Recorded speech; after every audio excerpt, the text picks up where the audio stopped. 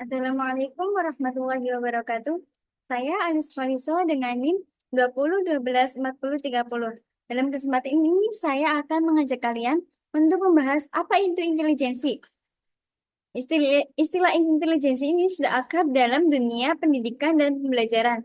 Hal ini disebabkan karena pendidikan dihadapkan pada anak-anak dengan berbagai kemampuan intelijensi.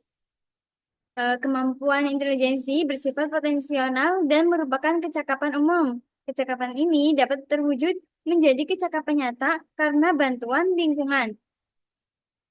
Kata intelijensi berasal dari bahasa Inggris, yaitu intelligence, yang berawal dari bahasa Latin, yaitu intellectus, dan intelliger atau intelligenti.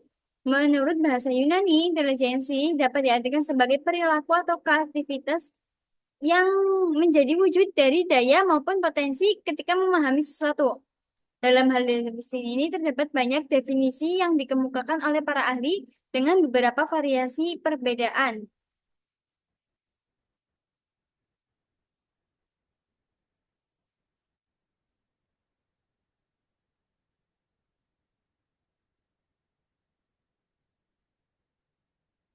Nah, ini merupakan yang dikemukakan oleh para ahli. Yang pertama, Terman. Menurut Terman, suatu kemampuan untuk berpikir berdasarkan gagasan yang abstrak.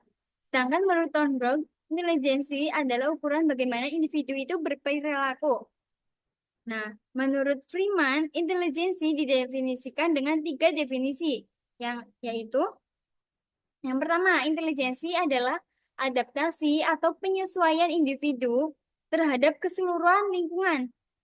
Yang kedua, intelijensi adalah kemampuan untuk belajar. Dan yang ketiga, intelijensi adalah kemampuan untuk berpikir secara abstrak. Sedangkan menurut Robinson dan Robinson, intelijensi itu didefinisikan dengan tiga pengertian. Yang pertama, kapasitas untuk belajar. Yang kedua, total pengetahuan yang dicapai seseorang. Dan yang ketiga, kemampuan beradaptasi secara sukses dengan situasi baru dan lingkungan pada umumnya. Nah, Winkel dan Surya Brata membuat dua pengelompokan definisi, yaitu pengertian dalam arti luas dan arti sempit. Dalam arti luas, intelijensi adalah kemampuan mencapai prestasi dalam berbagai bidang kehidupan. Sedangkan dalam arti sempit, intelijensi adalah kemampuan untuk mencapai prestasi di sekolah.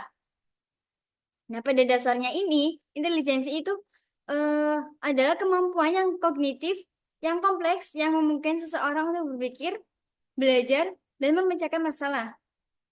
Ini semua mencakup berbagai kemampuan seperti pemahaman, pemahaman konsep, penalaran, pemecahan masalah, pembelajaran, dan adaptasi dengan lingkungan. Intelijensi ini mempunyai aspek-aspek yang harus diperhatikan.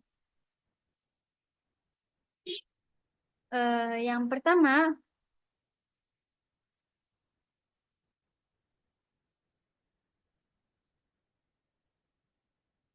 yaitu intelijensi umum, chief factor. Konsep ini mengacu pada kemampuan mental umum yang mendasari kinerja dalam berbagai tugas kognitif. Yang kedua, intelijensi kristal. Kemampuan ini untuk menggunakan pengetahuan dan pengalaman yang telah diperoleh sebelumnya. Jadi, intelijensi kristal itu menitik beratkan pada pengetahuan dan pengalaman yang telah diperoleh sebelumnya. Yang ketiga, intelijensi fluid. Kemampuan untuk berpikir secara abstrak dan memecahkan masalah baru. Yang keempat, intelijensi emosional, yaitu kemampuan untuk mengenali, memahami, dan mengelola emosi diri sendiri dan juga orang lain. Dan yang kelima, intelijensi sosial, yaitu kemampuan untuk berinteraksi dengan orang lain secara efektif dan membangun hubungan sosial. Intelijensi juga mempunyai faktor-faktor yang dapat mempengaruhinya, yaitu yang pertama, faktor genetik. Nah, gen ini memainkan peran penting dalam menentukan potensi kecerdasan seseorang. Yang kedua, faktor lingkungan. Lingkungan itu tempat seseorang tumbuh dan berkembang. Jadi, nutrisi, stimulasi, dan pendidikan itu juga sangat berpengaruh. Yang ketiga, faktor sosial ekonomi. Status sosial ekonomi dapat mempengaruhi akses ke sumber daya pendidikan dan kesehatan yang pada gilirannya mempengaruhi perkembangan. Lalu, intelijensi juga mempunyai sejarah pengukurannya. Yang pertama, pengukuran intelijensi ini telah menjadi fokus penelitian selama berabad-abad. Beberapa tonggak penting dalam sejarah pengukuran intelijensi itu meliputi yang pertama yaitu tes Binet Simon, yaitu salah satu tes intelijensi pertama yang dikembangkan untuk mengidentifikasi anak-anak yang membutuhkan pendidikan khusus. Pada saat itu, pemerintah Prancis mengeluarkan undang-undang yang mewajibkan semua anak masuk sekolah.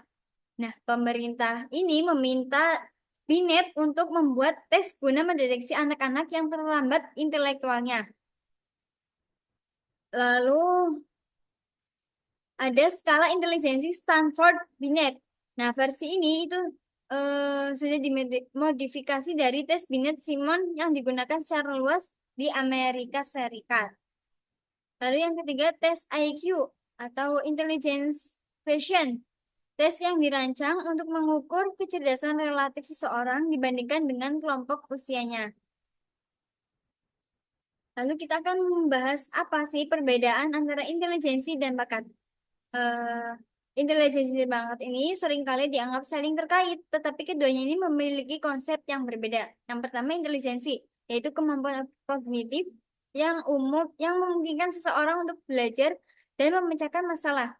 Sedangkan bakat itu yaitu kemampuan khusus atau potensi dalam bidang tertentu seperti musik, mempunyai bakat seni, atau bakat olahraga. Perlu diingat kembali, intelijensi adalah multidimensional, yaitu tidak ada satu definisi tunggal tentang intelijensi. Nah, intelijensi ini dapat berkembang. Dengan stimulasi yang tepat, intelijensi dapat ditingkatkan sepanjang hidup. Lalu tes IQ ini yang tadi sudah disebutkan itu bukan satu-satunya ukuran intelijensi. Ada banyak aspek lain dari kecerdasan yang tidak dapat diukur dengan tes IQ. Kesimpulannya, intelijensi adalah konsep yang kompleks dan menarik. Memahami berbagai aspek intelijensi dapat membantu kita menghargai keragaman kemampuan manusia dan mengembangkan potensi kita secara maksimal. Mungkin pembahasan itu saja yang bisa saya sampaikan. Kurang lebihnya mohon maaf. Wassalamualaikum warahmatullahi wabarakatuh.